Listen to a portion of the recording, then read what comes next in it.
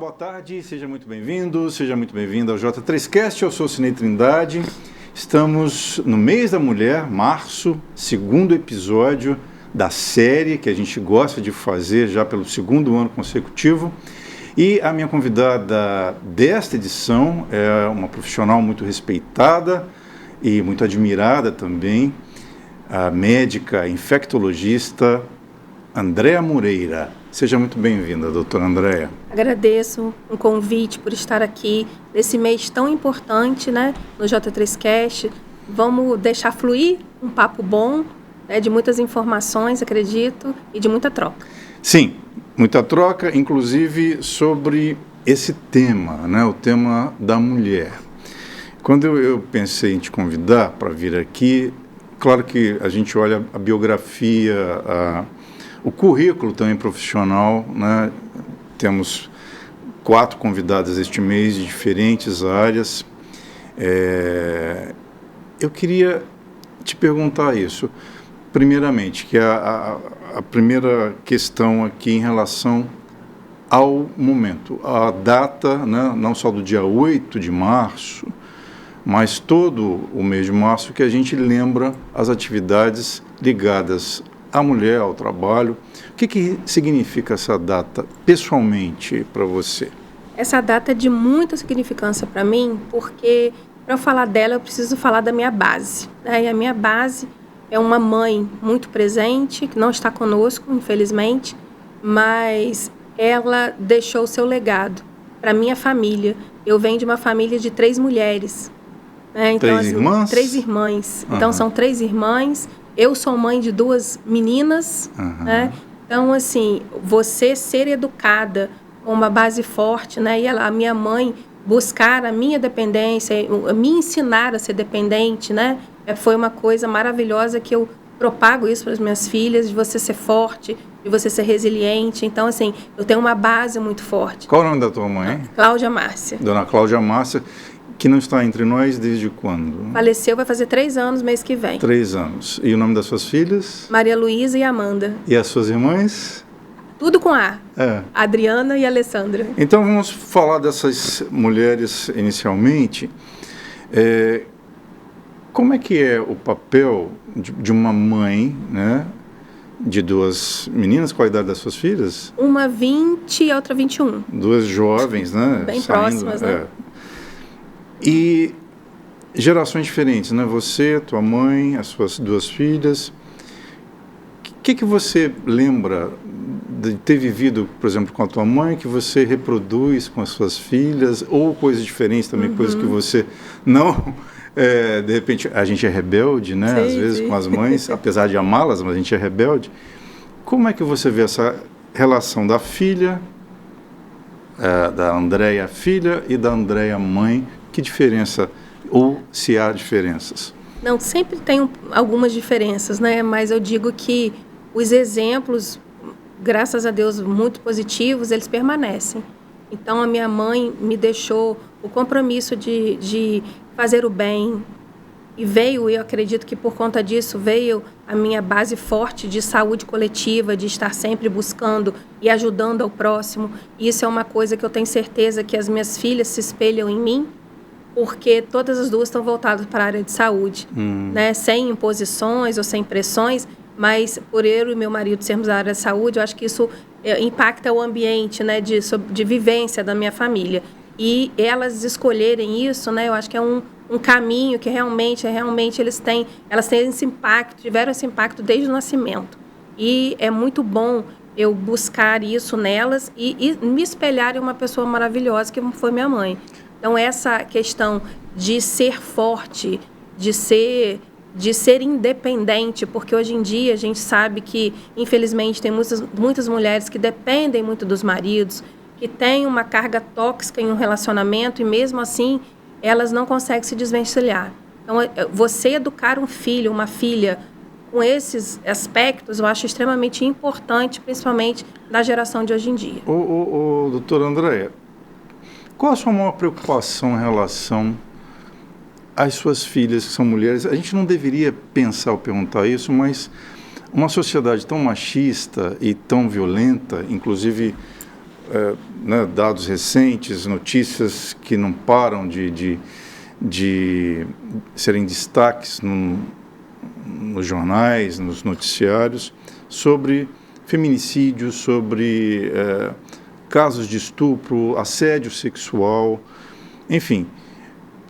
Que tipo de preocupação você tem em relação à segurança das suas filhas, de outras mulheres da sua família, da sua própria vida e feminilidade?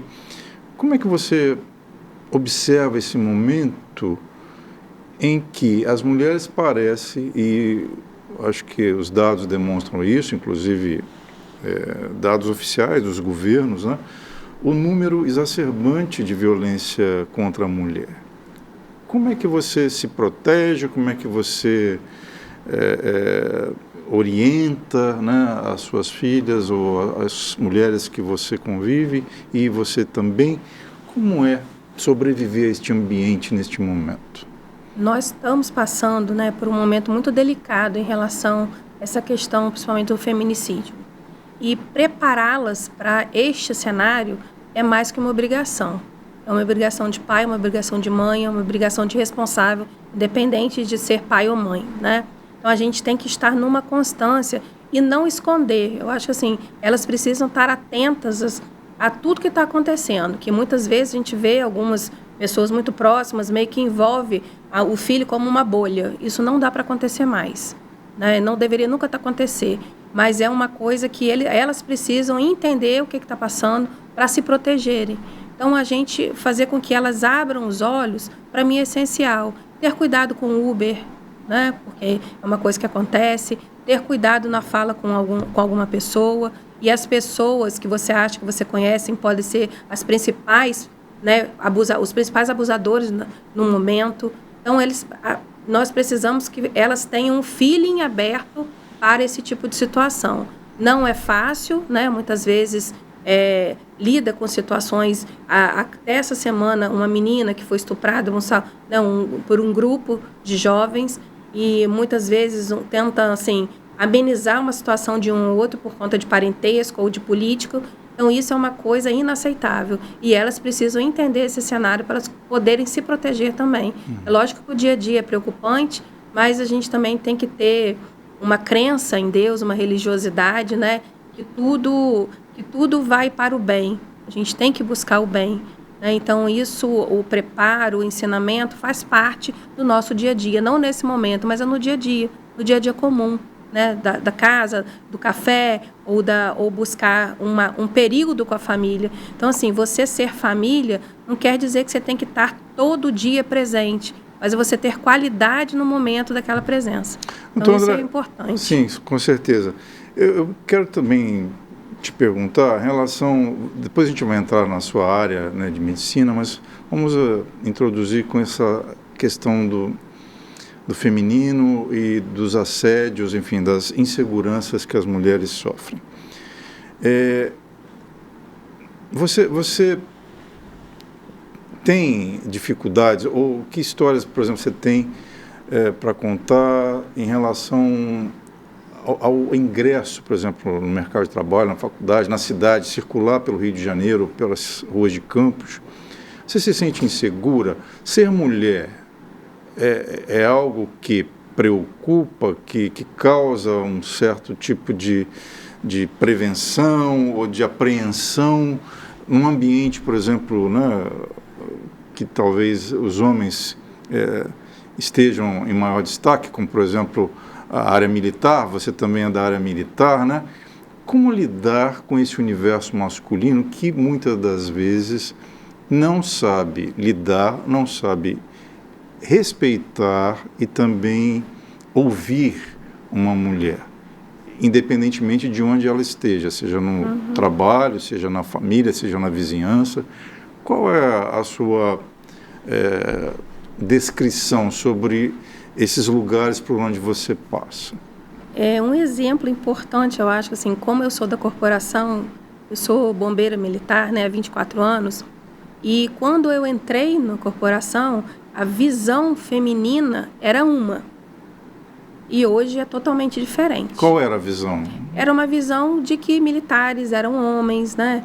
Que a grande maioria do comando era por homens. Você foi uma das primeiras mulheres a entrar? Não, já tinha um concurso anterior da área médica de 2000, e ali algumas mulheres entraram, já havia, né? Mas sempre muito número pequeno de mulheres combatentes. Uhum. Então, se a gente teve dificuldade como médico, imagina as combatentes em si. As brigadistas. As brigadistas. Então, elas têm ainda um problema ainda maior para ter uma tropa de 50 homens e uma mulher, por exemplo. Né? Então, isso vem vencendo, isso vem ocorrendo. E a nossa própria força, nós fomos ampliando o nosso espaço. E não foi só no militarismo, foi na sociedade civil como um todo. Né? E existem, lógico, até hoje, salários diferentes. A gente sabe disso, né? O mesmo cargo com salários diferentes. Ou então, um chefe que ele impede que você suba porque você é mulher, porque ele tem que ser o maioral da situação. Então, existem conflitos em relação a isso, com certeza. Mas a gente vem buscando e vem ampliando o nosso espaço dentro desses locais. Me faz lembrar muito, assim, um exemplo.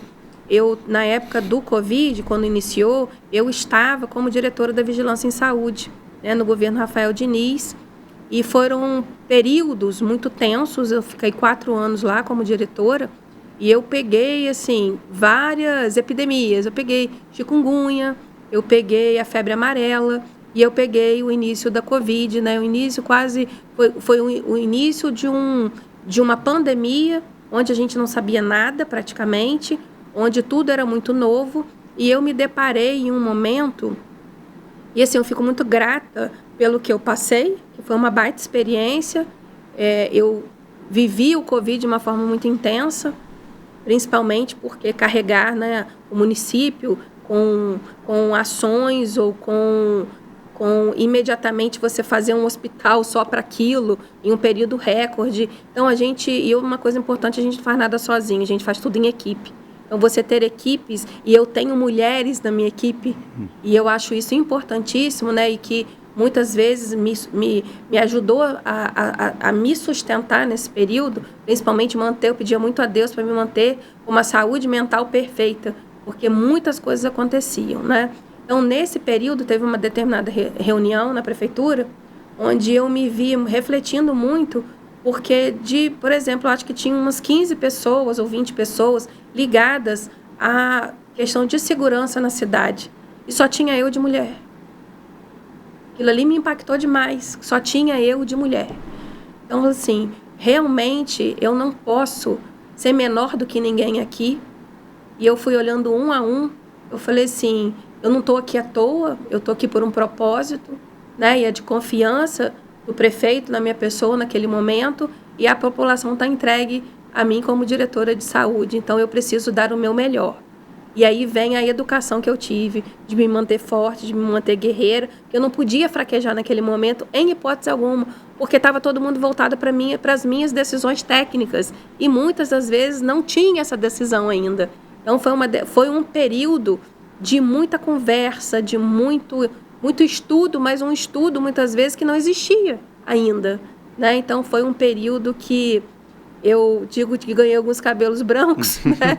Mas assim, de muito ensinamento profissional. Foi de um ensinamento que eu acredito que isso me melhorou como pessoa, lógico, mas principalmente como profissional. Então esse dia me marcou demais. Eu ouvindo você falar dos duros anos da pandemia, né, que era realmente novidade para todo mundo, a gente não sabia onde ia dar aquilo, e as coisas, aquilo que pareciam 40 dias, a tal da quarentena, que tudo se resolveria em 40 dias, isso se estendeu por mais de anos, né? Então, 2 anos, mas ela já foi considerada pelo OMS, digamos,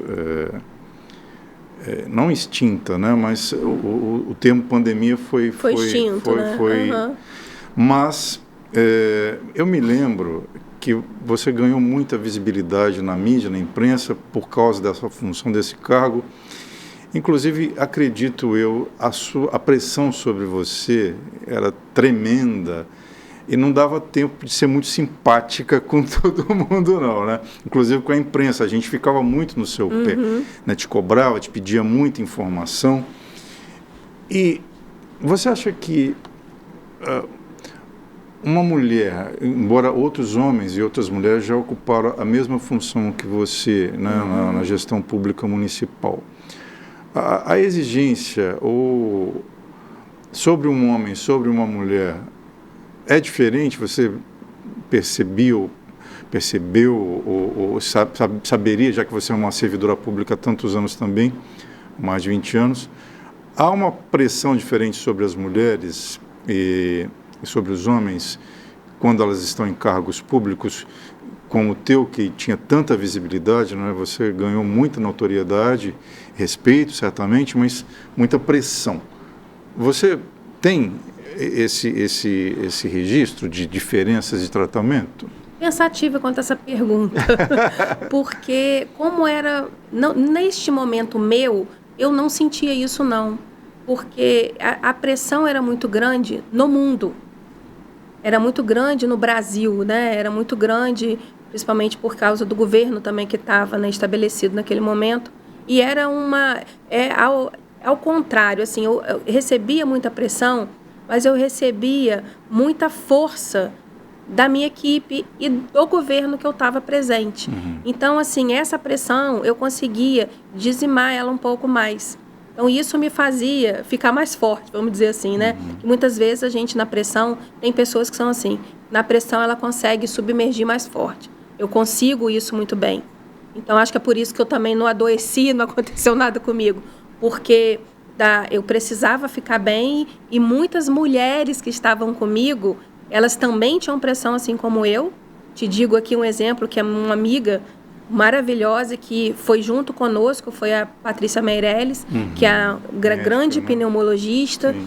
Eu tenho profunda admiração, é minha médica. Então, a Patrícia, entre outras mulheres, né, mas eu coloco o nome da Patrícia como fosse todas as mulheres que trabalharam conosco, né? A Cíntia Ferrini, também espetacular, era subsecretária de saúde. Então, assim, eu acredito até que eles, como governo, eles sabiam que eu estava sendo tão pressionada que eles tinham que estar comigo. Então, o demonstrar de estar comigo naquele momento foi essencial para mim. Eu tentar me manter mais tranquila dentro do terremoto, né, do tsunami que estava acontecendo. Certo. Mas, realmente, eu acredito que sim. Em algumas outras situações, eu vejo muito isso. As mulheres sendo extremamente pressionadas. E o importante é que, hoje, tem alguns CEOs que são mulheres também, né, que eles entendem como é diferente a gestão masculina da gestão feminina. Todas duas importantíssimas, mas umas nuances, alguns processos diferentes, né, que chegando a um objetivo comum, vamos dizer assim. Sim, exatamente. Você deixou o seu nome na história, enfim, está aí, né, nos registros todos da imprensa. Acho que quando a gente vai pesquisar e olhar para um passado tão recente também, teu nome está lá em muitas e muitas reportagens e textos, e acho que a própria academia, os pesquisadores, né, do futuro vão olhar também para essa atuação da Andréia Moreira. Doutora Andréia, o que esse momento representou? A gente agora em março está fazendo também 6 anos da pandemia de Covid, né? 19. A gente lembra, claro, o mês da mulher, mas há 6 anos, acho que no dia 20 de março, que o Brasil oficializou, né, a pandemia no Brasil, né, o lockdown, enfim, todas aquelas medidas horríveis, né? E a gente perdeu muita gente também, né? Perdemos muitas pessoas. Que lição, que reflexões a gente pode tentar resgatar desse momento, que diziam que a gente evoluiria, se tornaria melhor, mais humano, mais solidário, né? Porque a morte bateu em todas as portas, né? E muitos ficaram, mas muitos se foram, né? Muitos contraíram a doença e conseguiram se salvar, e outros não. Pessoalmente, eu quero primeiro perguntar para a Andréia cidadã, né? E depois para a profissional médica. Que lições ou que reflexões você teve por causa da pandemia? Várias. Mas algumas delas, assim, você não pode seguir a cabeça de qualquer pessoa. Você tem que ter os seus princípios. Você precisa entender com quem você está trabalhando. Você precisa entender que pessoas não são números. Você precisa entender que você está ali como médica, antes de tudo, para salvar vidas. E isso, a gente passou períodos assim, preocupação com oxigênio, preocupação com equipamentos de proteção individual para a equipe. Não era um problema só de campus, era um problema do mundo, que não tinha equipamentos para todo mundo.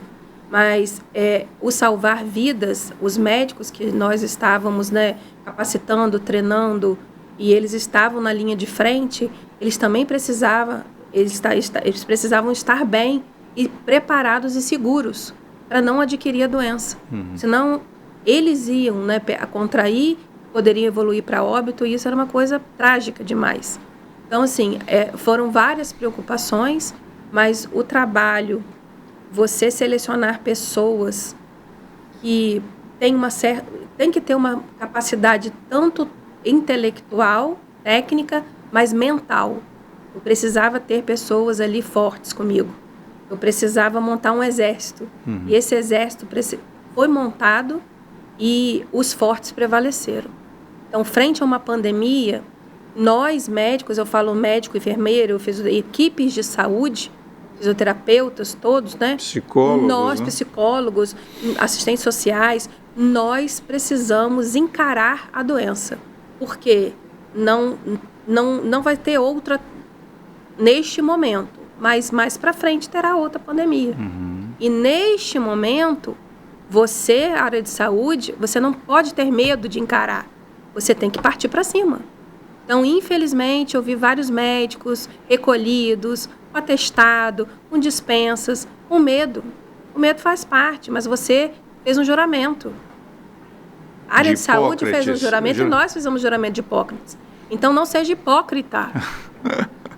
Você assuma a sua responsabilidade como médico. Independente de você carreira civil ou militar, eu tinha uma cidade a zelar.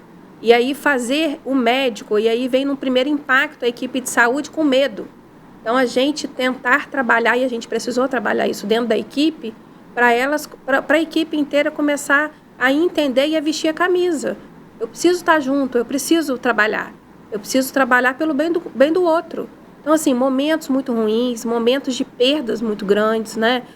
Quem não perdeu um conhecido no Covid, né? E, assim, o bom é que a gente passou, a gente respirou.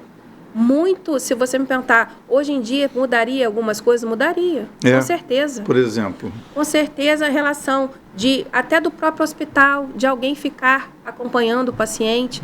Antes era proibido.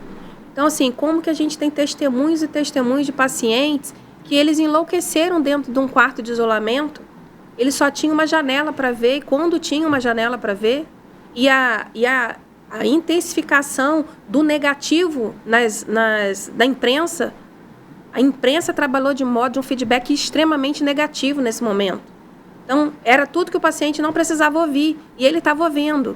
E ali a gente preparando o cenário, por exemplo, coisas que eu acho que vocês não têm essa percepção, mas quando ia a óbito uma pessoa, tinha que preparar o corpo, e aí o ente querido não era visto mais. Então, a gente meio que barrou esse luto da família. Então, a família não via o doente. Então, o que a gente fez lá no Beda? Então, nós preparamos um local ideal era um saco próprio que tinha uma visibilidade do rosto, da face do doente, para a pessoa ver realmente foi o meu pai, realmente foi o meu irmão, alguém, realmente foi esse o falecido.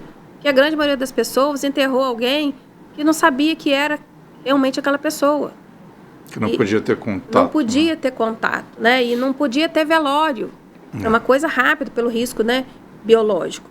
Então, assim, isso é uma coisa... Como é que ia ser a limpeza daquele local, uma desinfecção de alto nível?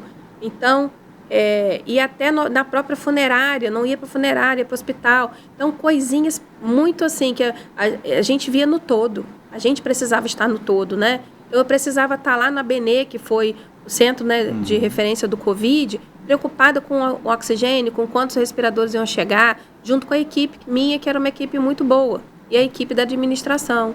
Então, assim, coisas importantes, impactantes, que muitas das vezes em alguns estados não tinha, por isso que em Manaus morreu uma quantidade enorme de pessoas. Eu tenho uma prima em Manaus e, enfim, ela viu de perto essa tragédia, né? Você imagina você mandar a prefeitura abrir covas para ter o enterro de todo mundo junto, porque não tinha mais espaço para isso. Quando você fala do trabalho da imprensa, realmente eu acho que ele dá margem para várias interpretações, positivas e negativas. A gente chega um momento, e eu sou um profissional da imprensa, chega um momento que a gente se cansa das mesmas notícias ou das mesmas desgraças, enfim, aquelas histórias que não se concluem, mas é o nosso papel também de informar. Eu me lembro dos números, né? A necessidade de números e de boletins diários, né, que vocês emitiam, né, sobre novos casos, sobre casos liberados, de internados, né? Óbitos. Eu agora não me ocorreu. A gente teve quantos óbitos nesse período? Foram cerca de 2.000, mais de 2.000, eu não me lembro. Não me recordo total, isso veio meio que apagou da minha cabeça, assim, o número correto. O trauma... Mas eu te digo assim, a gente conseguiu minimizar muito com o centro de referência, porque os protocolos iam modificando, até chegar num ponto que a gente verificou que o uso do corticóide era importante, que uma determinada droga antiviral dava para ser feita, que mudava o contexto da história. Então, quando a gente começou a manejar melhor o Covid, os óbitos começaram a diminuir. E as cepas começaram a ser modificadas também. Isso é uma coisa que foi acontecendo em conjunto e os números de óbitos foram diminuindo. Então, isso foi... E a capacitação da equipe, porque o olhar, né, da gente diferenciado com o segmento desses protocolos foi muito importante naquele período. Doutor André, passada a pandemia, 6 anos depois, enfim, as lições ficam, os registros e também até os traumas, né? Inclusive a gente não conseguiu lembrar aqui o número exato, mas depois a gente faz uma pesquisa de quantos óbitos tivemos só em Campos, mas eu atentei aqui para a questão da ciência e do que, por exemplo, movimentos do período de pandemia, muito resistentes às vacinas que finalmente chegaram num prazo recorde. A primeira que veio foi da China. E movimentos não só no Brasil, mas no mundo, dessa desconfiança da ciência. Você que passou pela Fiocruz, que fez seu mestrado lá, e pelo UERJ também, universidades, instituições importantes para o Brasil, né, voltadas para a ciência, voltadas para a saúde pública, sobretudo. Qual é a tua observação em relação a esses movimentos no mundo anti-vacina e a desconfiança que tem se propagado, né, de vários setores e segmentos da sociedade em relação a novas pesquisas, novas drogas ou especificamente de vacinas, né? Como é que você observa e analisa este momento? Na verdade, nós estamos numa onda, que o momento faz parte dessa onda. E é uma onda um pouco lá para trás, porque existe uma campanha importante antivacinal, né? E isso não é só Brasil, isso é mundo. E com isso, nós estamos meio que pagando o aparecimento de doenças emergentes e reemergentes. Por exemplo? Sarampo. Nós estamos, atualmente, um cenário que está mais controlado, mas porque políticas públicas de saúde foram necessárias nesse período para evitar que o sarampo aumentasse no nosso país. Porque as fronteiras começaram a aparecer pessoas, crianças com sarampo, e adentraram o nosso país, porque não estavam bloqueados. As crianças não estavam mais bloqueadas, é um termo que a gente usa, técnico, porque a gente precisa estar bloqueado com a vacina para evitar que a gente tenha determinadas doenças, né? Imunologicamente falando, a gente, quando vacina, a gente cria mecanismos imunológicos para evitar que tenhamos a doença.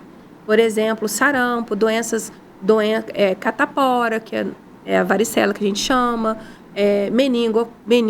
meningites, que o meningo, por exemplo, é uma bactéria muito comum, o meningococo, existe vacina para isso, vacina pneumocócica. Então, o nosso calendário nacional é o melhor do mundo.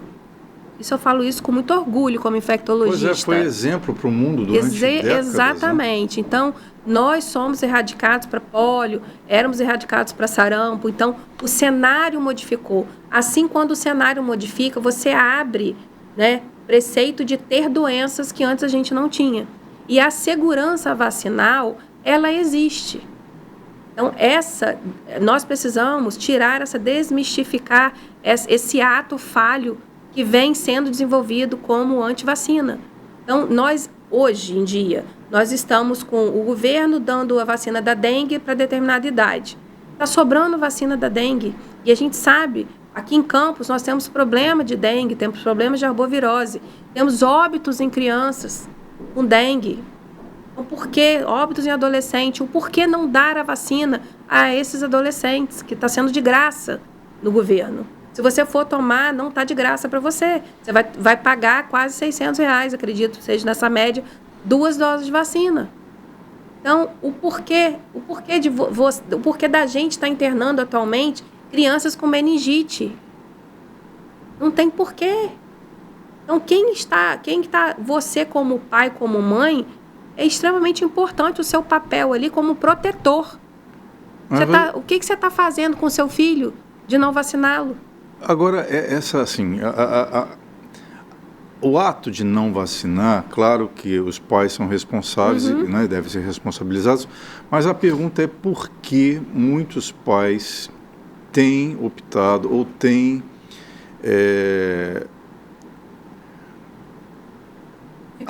adotado, acho que às vezes nem é dúvida, é certeza mesmo, eles afirmam que não vão fazer porque faz mal, porque ouvem falar sobre isso, sobre aquilo. Desinformação, fake news. Fake news.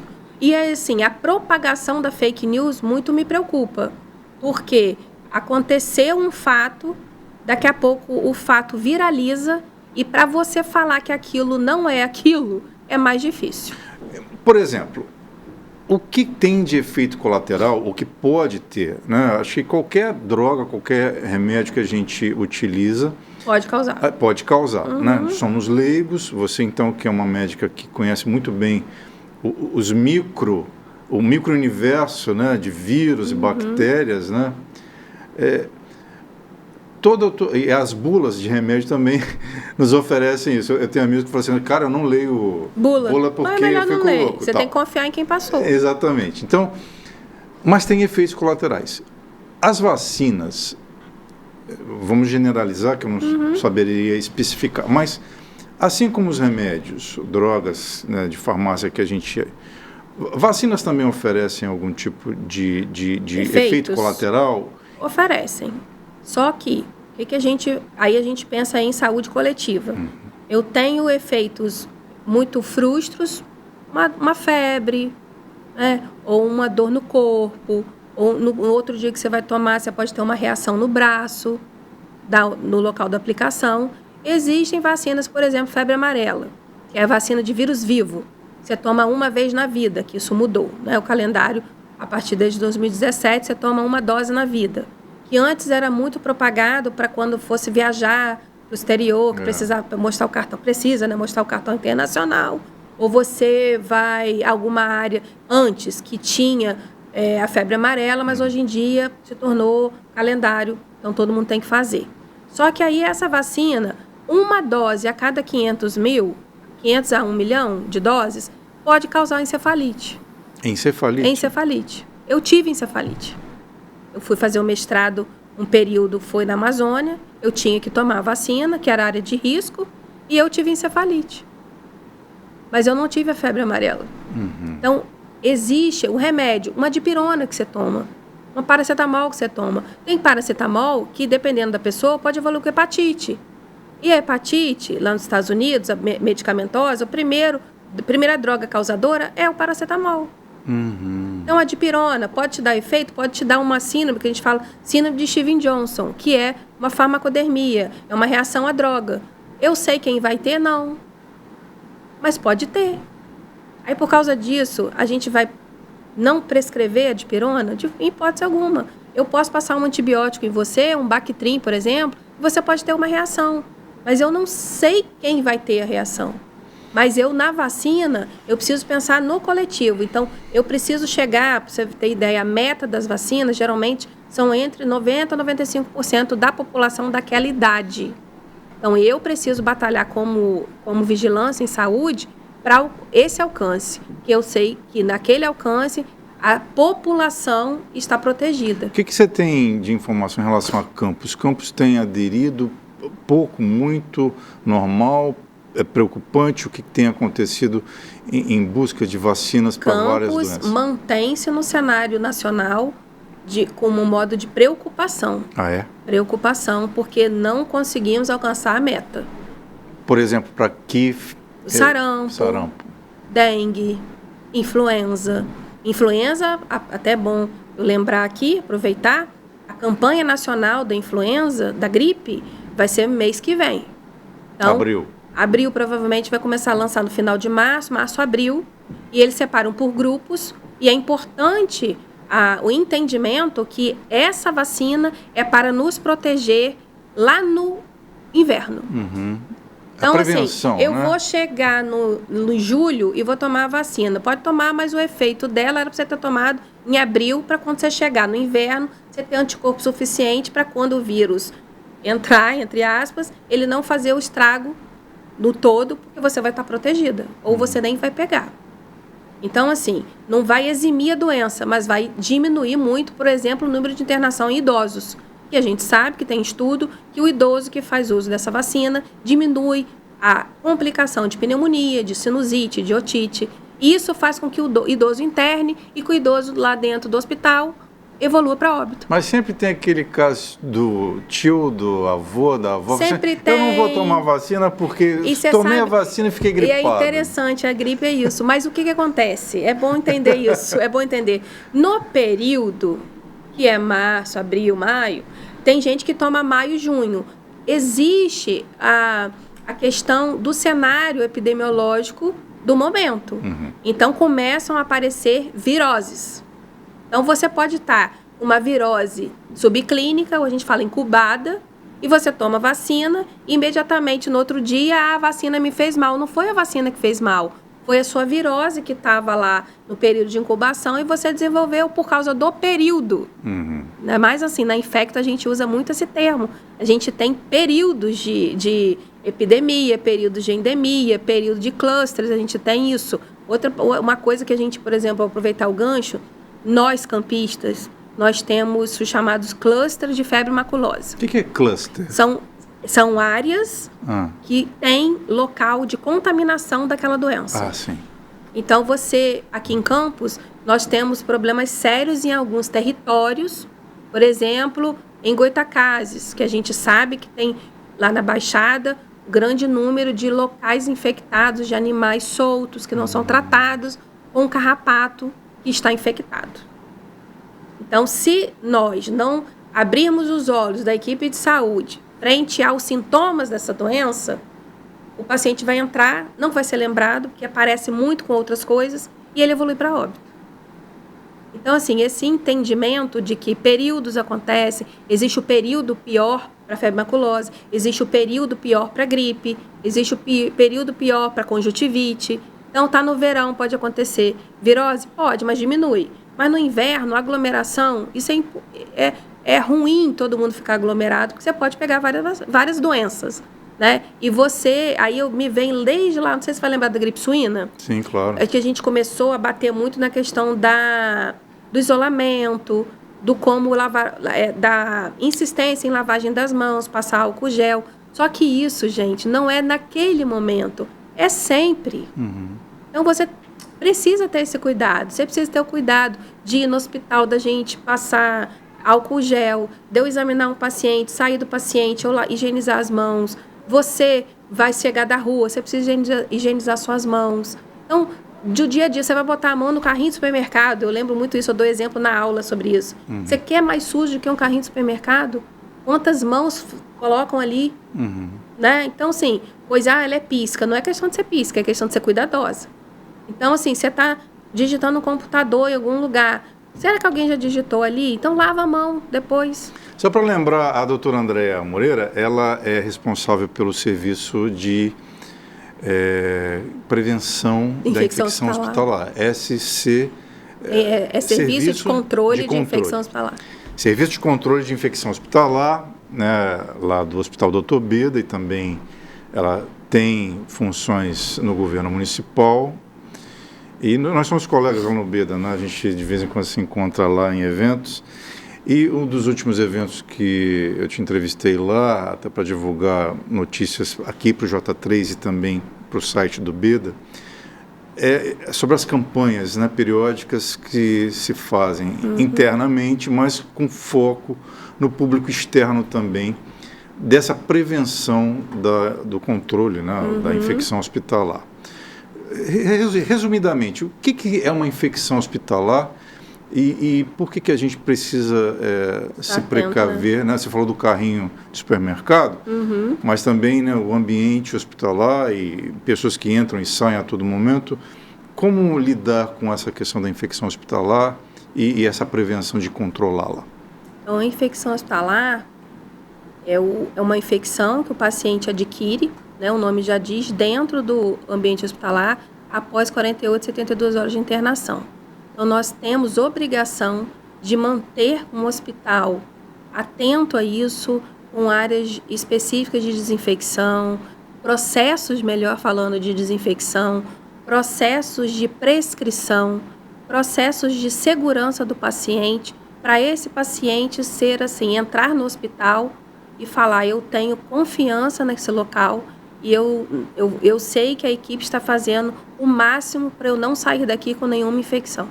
Então, é lógico que você tem um paciente que está internado, que já tem comorbidade. O que é comorbidade? Já tem pressão alta, já tem diabetes, que muitas vezes quando interna é porque está descontrolado. É um paciente renal crônico, é um paciente DPOC que tem problema de bronquite, tem problema de asma, tem problema de ter fumado muito tempo o pulmão dele, não ser igual a um pulmão normal. Então, essas pessoas estão propícias a desenvolver mais infecções hospitalares do que as outras.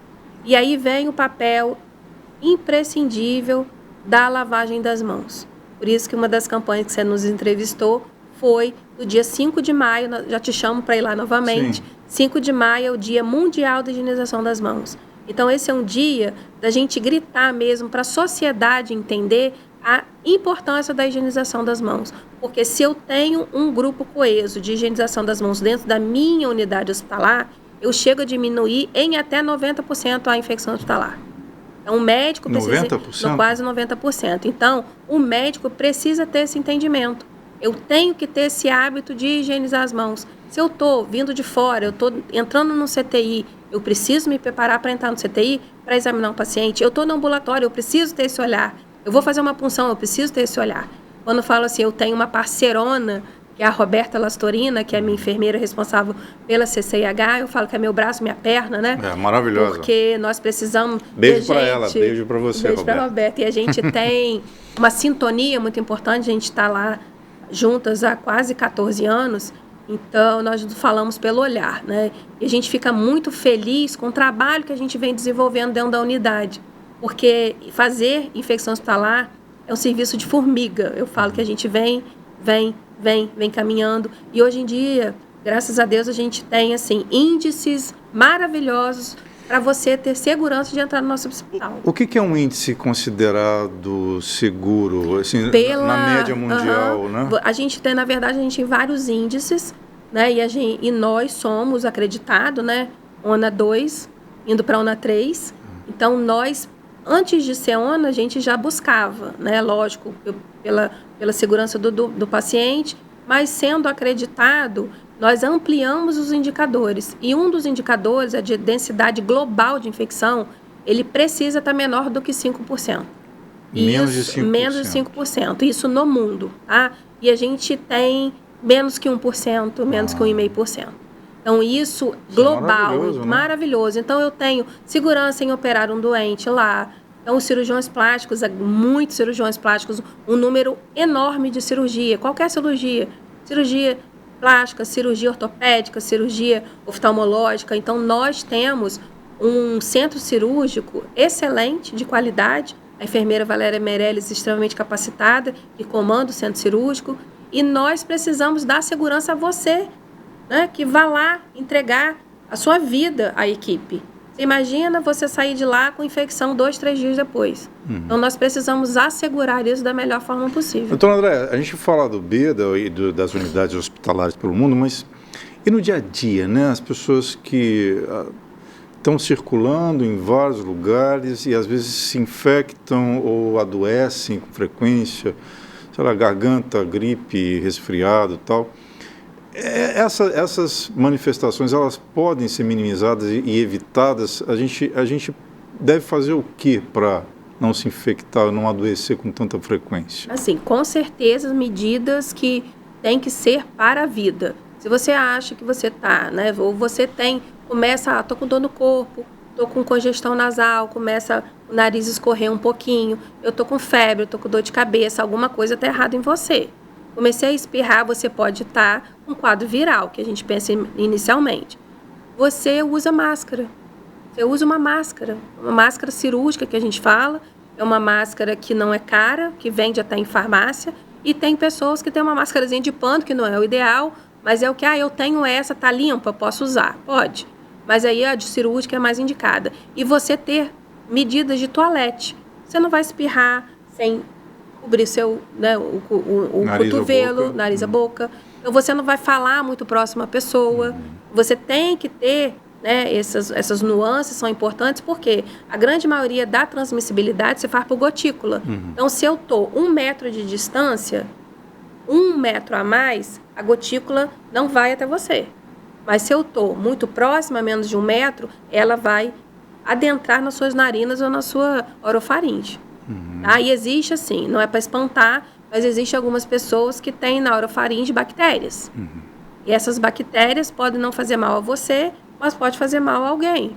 E uma delas é a meningococo, que pode causar meningite. Eu lembro que o uso da máscara, que foi obrigatório durante a pandemia, apesar de muitas pessoas não terem adquirido a Covid ou não terem transmitido, essa prática do espirro, da gripe, ela diminuiu bastante também, porque era a coisa mais comum, né?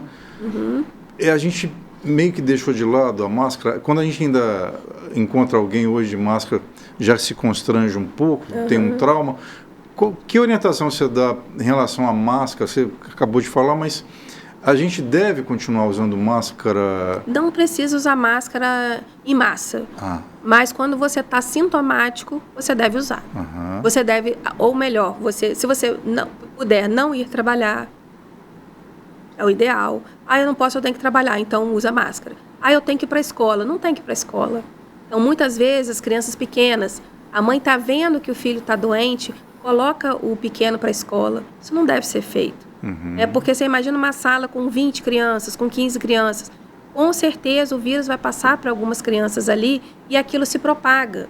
É muito comum um vírus que a gente fala mononucleose. É o vírus Epstein-Barr, que é a famosa doença do beijo. Isso passa por saliva, por um beijo, por um contato mais próximo. Eu já cheguei a examinar, 6, 7 pessoas de uma turma. Porque é uma doença infecto-transmissível. É uma infecto-contagiosa. Então, precisamos ter esse olhar. Se eu estou doente, se eu estou passando alguma doença, fique em casa. Evite. Olha só, estamos caminhando para os nossos 15 minutos finais. Já? Já, passa rápido. E vamos tentar ser mais objetivo agora nas perguntas e respostas. Qual é a preocupação hoje com epidemia ou pandemia? A gente já passou pelo HIV, pela AIDS, que já, né, foi destaque durante muito tempo. E algumas doenças que surgem, né? Ebola, por exemplo, eu lembrei aqui, e mais recentemente o Mpox, né, que virou esse nome, a doença dos macacos, que ficou também esse estigma. Da AIDS ou do HIV, passando pelo Ebola, pelo Mpox, qual é a situação nossa hoje no mundo? Que preocupações que a gente deve ter em relação essas fases ou esses notícias que surgem e proteção também dessas... Aí, assim, eu venho dar uma notícia importante, assim, para vocês. Desde a pandemia, foram montadas salas de centros de informação e estratégia dentro do Brasil. Então, nós somos 197 salas em todo o Brasil e nós, em Campos, temos uma sala. Essa sala que eu sou responsável está diretamente vinculada à vigilância em saúde e à vigilância epidemiológica. Trabalhamos todos juntos. E essas salas são espalhadas em regiões de fronteira, regiões indígenas, regiões com população acima de 500 mil habitantes. Então, a forma do governo federal melhorou muito em relação a esse tipo de alerta. Que essas salas são salas de alerta e resposta rápida frente a emergências em saúde pública. Então, quando nós somos extremamente detetives, nosso papel é de detetives. Então, quando começa algum boato, que a gente fala de rumores, quando os rumores se iniciam, a primeira coisa do ato da nossa sala é verificar a veracidade daquele rumor. Realmente é um rumor verdadeiro? Estamos um problema que teve atualmente, a intoxicação pelo metanol. Então, houve realmente esse problema? Aconteceu? Como é que a gente vai fazer? Como que vai ser atendimento? Como é que vai ser o material? A gripe aviária, a gente teve um problema ali, uma gripe, uma ave achada morta, e a gente foi acionado. Então, tudo isso a gente está muito monitorizado atualmente. Então, isso faz com que a população respire com melhor, né?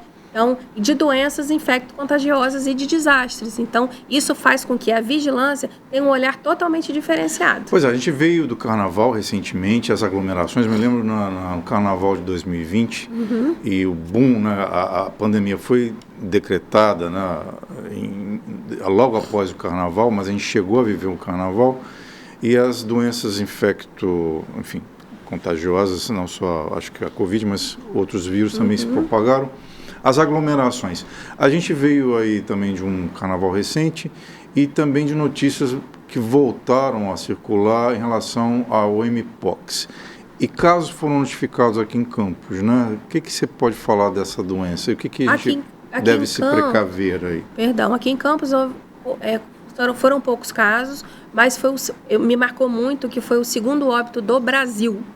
Então, eu entrei sem querer, entre aspas, como CIEVES no cenário nacional e também, no início, todo mundo muito assim, receoso da transmissibilidade, né? Mas o que acontece? Necessariamente, para você adquirir Mpox, você precisa ter contato com as lesões.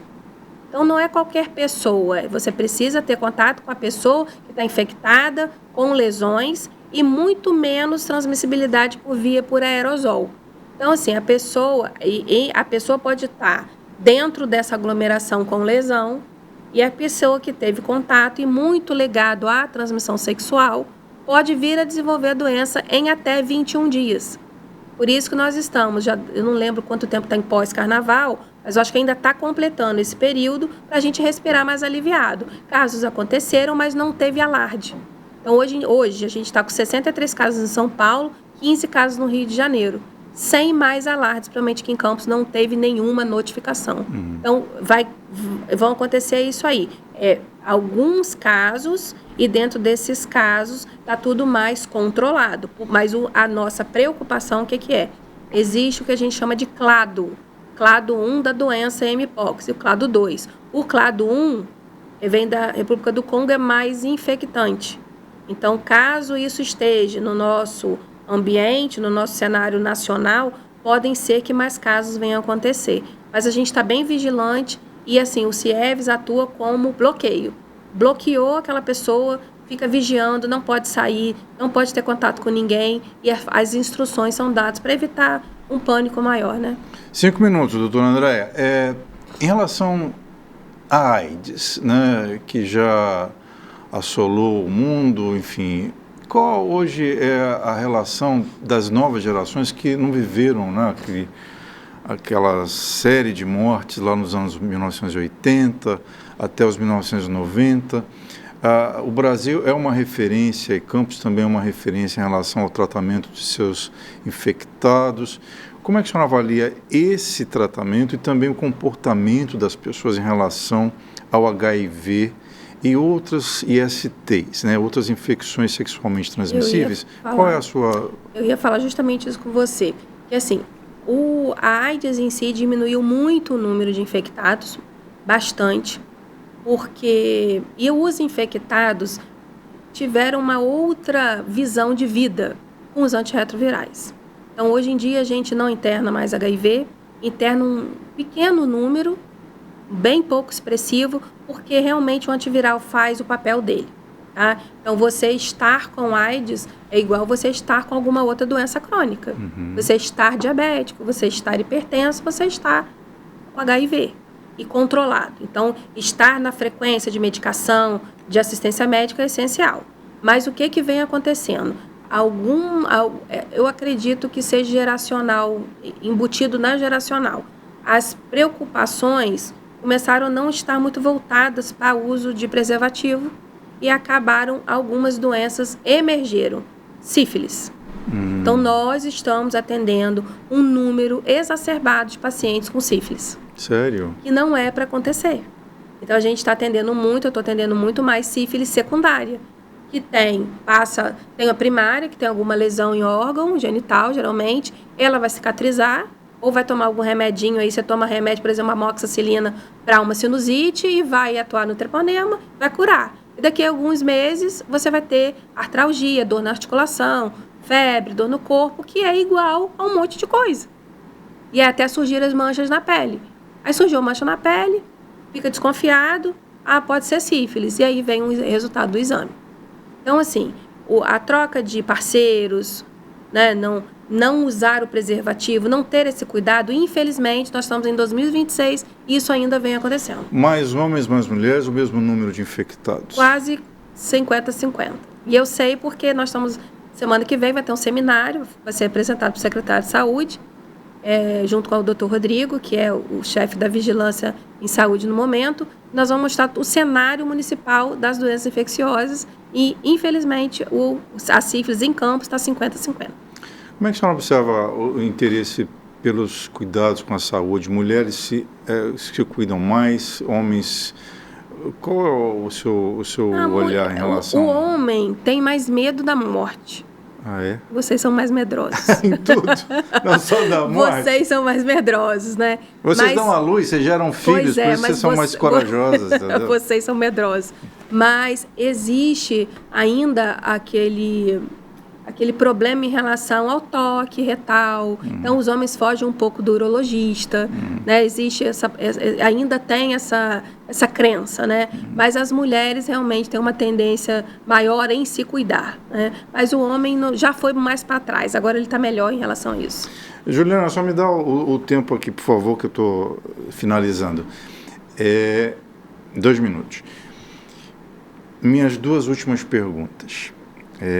Que reflexão você gostaria de fazer nesse período que a mulher é destacada nas reflexões, nos fóruns, nos seminários, não só para o público feminino, mas também os homens que se relacionam com mulheres?